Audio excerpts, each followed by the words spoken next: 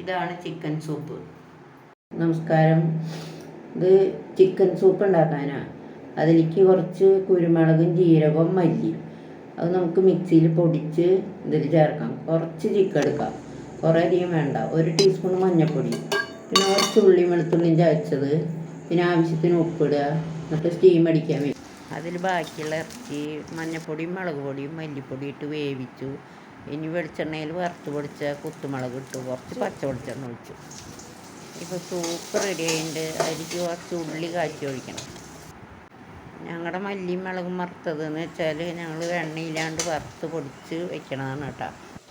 ഇനി ഉള്ളി മൂത്ത് കഴിഞ്ഞു. ഇനി നമുക്കത് സൂപ്പിൽ കാച്ചി ഒഴിക്കാം. ഇതാണ് ചിക്കൻ സൂപ്പ്.